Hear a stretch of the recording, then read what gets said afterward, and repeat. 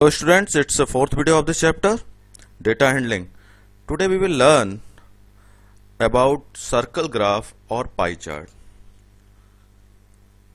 Now, if data represented in circular form is called circle or pie graph. Simple definition means अगर data को आप circular form में यानी circle के shape में उसको रिप्रेजेंट करते हैं तो वो क्या होता है, पाई चार्ट या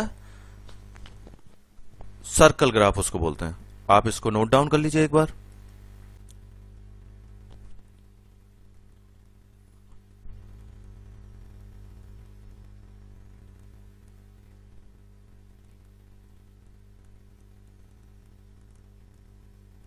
data represented in circular form is called circle graph और पाई चार्ट। देखिए एक तरीके का एक जो है ये दिया भी है एग्जांपल के लिए। देखिए ये है एक आपका चार्ट, इसको बोलते हैं हम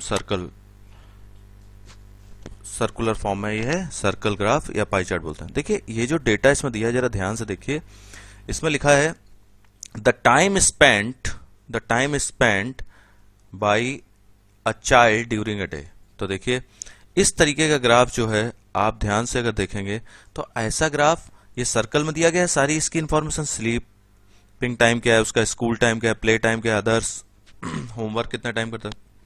तो ये ग्राफ जरूरी नहीं है सर्कल में ही रिप्रेजेंट किया जाता है, ये ग्राफ ऐसे भी रिप्रेजेंट किया जा सकता था कि सपोज ये जो है बच्चे का प्ले टाइम है, उसके बाद ये कुछ जो है स्कूल टाइम है, इस तरीके से भी हम ड्रॉ कर सकते थे इस ग्राफ को।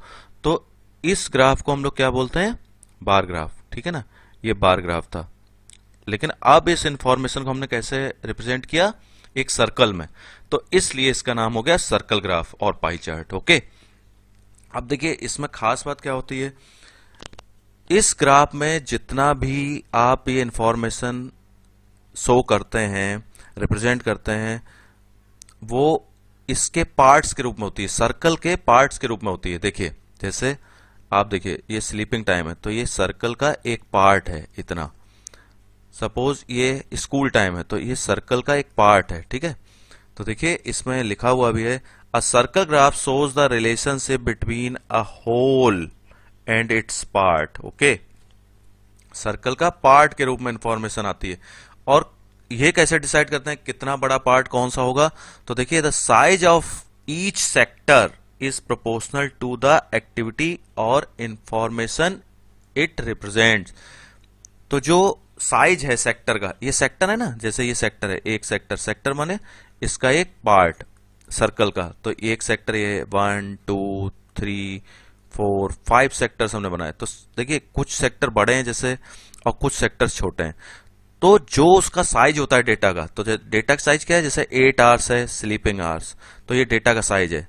स्कूल आवर्स हैं 6 आवर्स हैं स्कूल के आवर्स, प्लेइंग आवर्स हैं बच्चे के 3 आवर्स हैं प्लेइंग के लिए, तो ये डेटा है। तो देखिए डेटा का जो साइज है वो इसके सेक्टर जो है उसके प्रोपोर्शनेट है। देखिए तो देखिए ये 8 आवर्स ये 6 आवर्स, तो आप देखिए 8 आवर्स का साइज जो है बड़ा है और 6 आवर्स का कम है। अब ये देखिए आगे अभी हम और एक चीज पढ़ेंगे, तो आगे हम ये क्या पढ़ने वाले हैं कि सर्कल ग्राफ जो बन रहा है आपका, एक बार देख लीजिए सर्कल ग्राफ में हमने कैसे डिसाइड किया, क्या किया, कैसे रिप्रेजेंट किया, एक बार फिर से देख लीजिए। तो देखिए अगर हम इसको देखें, नंबर ऑफ स्लीपिंग आवर्स हमने ले लिए, number of sleeping hours upon whole day, मतलब होल डे को जो हम रिप्रेजेंट कर रहे हैं वो पूरे होल डे को जो हम रिप्रेजेंट कर रहे हैं वो पूरे एक सर्कल से रिप्रेजेंट कर रहे हैं, होल डे को रिप्रेजेंट कर रहे हैं पूरे सर्कल से, ठीक है। और स्लीपिंग आवर्स जो हैं उसमें क्या है, उसका एक पार्ट है। तो आप देखिए फिर से एक बार मैं आपको फिर से याद दिलाऊं, the size of each sector, जो ईच सेक्टर है, जो सेक्टर है, एक सेक्टर किसका बना हुआ है, तो स्लीपिंग आवर्स का एक सेक्टर बना हुआ है, is proportional to the activity और इंफॉर्मेशन इज रिप्रेजेंटेड। तो देखिए जो इंफॉर्मेशन है, तो स्लीपिंग आवर्स हमारे पास कितने हैं, तो स्लीपिंग आवर्स हमारे पास हैं 8 आवर्स हैं स्लीपिंग, और पूरा जो दिन है वो कितना होता है, 24 आवर्स का दिन होता है। तो यानी कि ये पूरे सर्कल का 1/3 होगा, ठीक है ना। पूरा सर्कल का, पूरा जो ये सर्कल बना हुआ है उसका 1/3 पार्ट जो है वो ये स्लीपिंग आवर्स से इससे हमने रिप्रेजेंट किया है, ठीक है। ये इस तरीके से प्रोपोर्शनेट होता है, क्लियर। अब देखिए, अब जो नेक्स्ट चीज है वो ये है कि ड्रॉ कैसे करते हैं पाई चार्ट को, ठीक है। ड्राइंग ऑफ पाई चार्ट, तो देखिए ड्राइंग पाई चार्ट, तो देखिए इसमें जो नॉर्मल चीज है वो सिंपल है कि जो सेंट्रल एंगल होता है, सेंट्रल एंगल 360 का होता है, सिंपल है, ठीक है ना। Total angle at the centre होता है ऑफ सर्कल इस 360। कभी भी सर्कल कोई भी होगा उसका सेंटर का 360 का ही होता है, ठीक है ना। अब देखिए एक मेन चीज हो गई। अब होता क्या है, जो ये सेक्टर बन रहे हैं आपके, तो आपका जो सेंट्रल एंगल होगा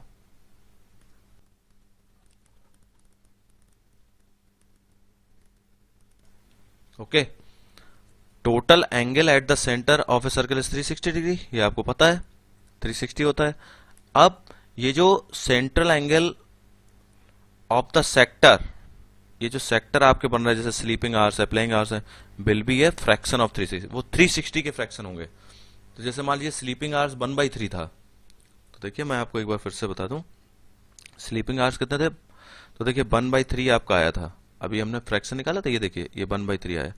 तो आप जब सर्कल में ड्रॉ करेंगे तो 360 डिग्री जो था उसका 1/3 क्या होगा, ठीक है ना, तो ये आ जाएगा 120 डिग्री। तो ये जो एंगल आप बना रहे हैं, ये जो एंगल आप देख रहे हैं, ये वाला एंगल जो है, ये एंगल ये कितना होगा, 120 डिग्री का एंगल होगा। ये एंगल जो है वो कितने का है, ये एंगल 120 डिग्री का एंगल है, okay.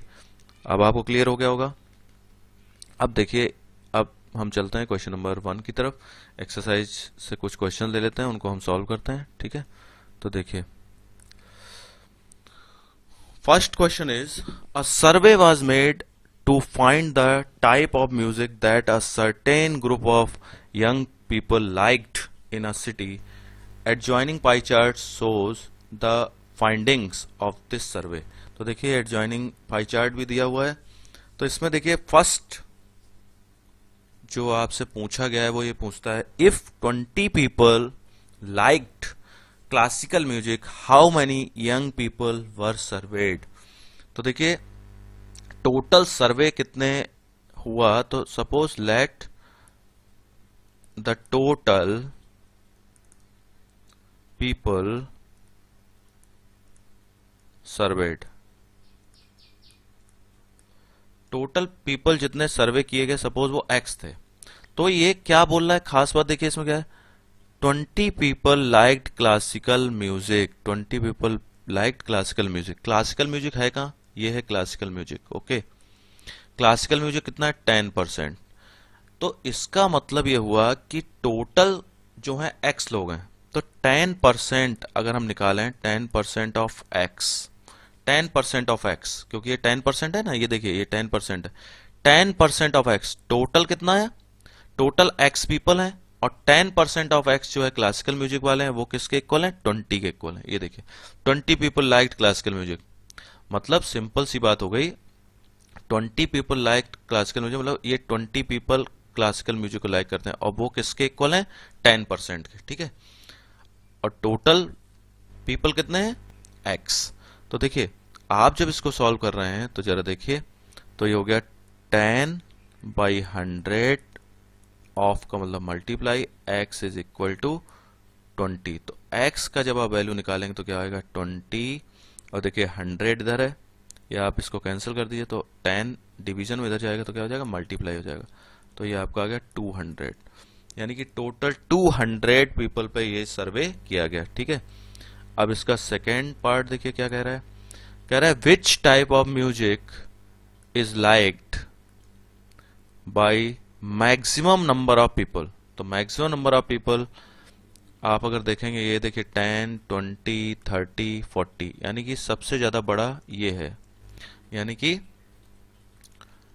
Most liked music, maximum number of people liked, maximum number of people liked light music, okay, light music, ये देखिए। अब लास्ट है, if a cassette company were to make 1000 CDs, how many of each type would they make. तो देखिए इसके लिए आपको जो है एक टेबल बनाना पड़ेगा। तो टेबल हमने बनाया, देखिए इसमें क्या है,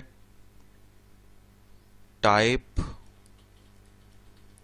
ऑफ म्यूजिक, कौन कौन से टाइप का म्यूजिक है, इसके बाद परसेंटेज कितना है, इसके बाद फ्रैक्शन में इसको चेंज करना पड़ेगा इन फ्रैक्शन, ठीक है, फ्रैक्शन में चेंज कर लिया। इसके बाद क्या आएगा, नंबर ऑफ कैसेट्स जो हैं वो कितनी आ रही, देखिए इसमें लिख लेते हैं नंबर ऑफ कैसेट्स, ठीक है। तो देखिए एक टेबल हमने यहाँ फॉर्म कर लिया, इस तरीके से बना लेते हैं। देखिए ये देखिए ये बन गया। ओके, टाइप ऑफ म्यूजिक क्या क्या है जरा देखें, किस किस टाइप का म्यूजिक है हमारे पास। तो देखिए जो म्यूजिक का टाइप है वो है, फिर से एक बार क्वेश्चन देखते हैं। तो ये देखिए इसमें है हमारे पास क्लासिकल म्यूजिक है, फोक म्यूजिक है, लाइट म्यूजिक है और सेमी क्लासिकल है। तो लिख देते हैं कौन कौन सा म्यूजिक है आपके पास। क्लासिकल है,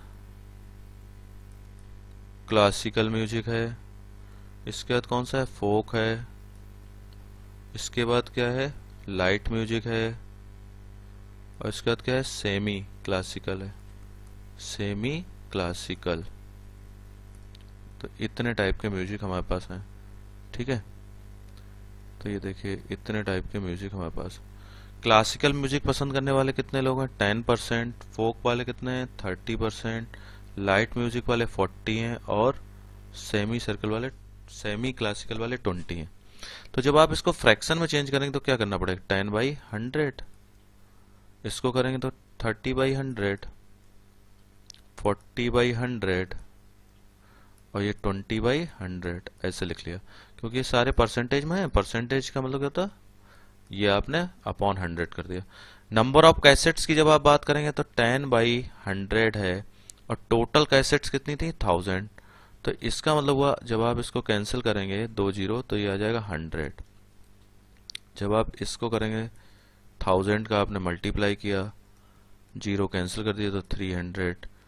जब आप इसको करेंगे 40/100 इंटू 1000 तो ये आएगा 400, और जब आप इसको करेंगे 20/100 इंटू 1000 करेंगे तो 200। तो देखिए ये जो क्वेश्चन आपका पूछा गया था last, if a cassette company were to make total 1000 CDs उसने बनाई है, तो how many of each type would they make. तो कौन कौन सी उसने कैसे, इसका मतलब ये हुआ कि 400 उसने जो है बनाई है लाइट म्यूजिक की कैसेट, फोक की बनाई है 300, क्लासिकल की बनाई है 100, और सेमी क्लासिकल की 200 कैसेट्स बनाई हैं। इसका ये मतलब हुआ, इस टेबल से ये पता चल रहा है, ठीक है। ये देखिए 100 वाले 300, 400 और 200 ये कैसेट्स बनी।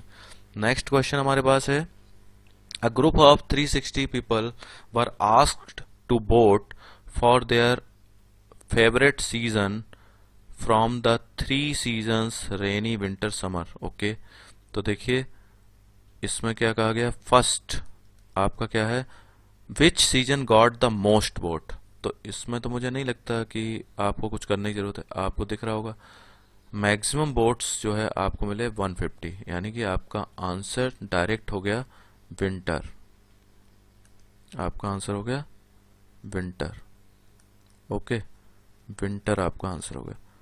सेकेंड पार्ट में क्या कहता है, find the central angle of each sector. Central angle of each sector आपको चाहिए, तो सेंट्रल एंगल के लिए आपको फिर से जो है टेबल बनानी पड़ेगी। देखिए सीजन लिया, नंबर ऑफ वोट्स, इसके बाद फ्रैक्शन में लिखा, इन फ्रैक्शन में इसको चेंज कर लेंगे, और इसके बाद सेंट्रल एंगल इधर आ जाएगा, central angle. Okay, central angle, ये देखिए। तो देखिए इसको हम लोग ऐसे बना लेते हैं एक टेबल के फॉर्म में।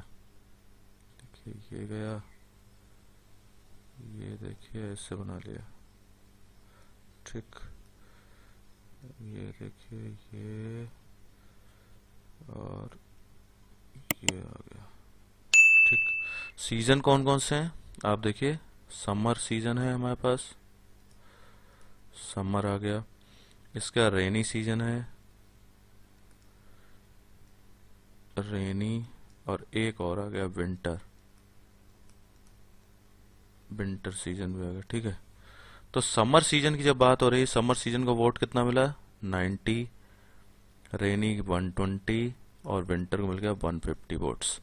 फ्रैक्शन में चेंज किया, तो फ्रैक्शन में चेंज कैसे किया, देखिए 90 अपॉन 360 हमने लिखा। क्यों लिखा वो मैं आपको अभी बताता हूँ।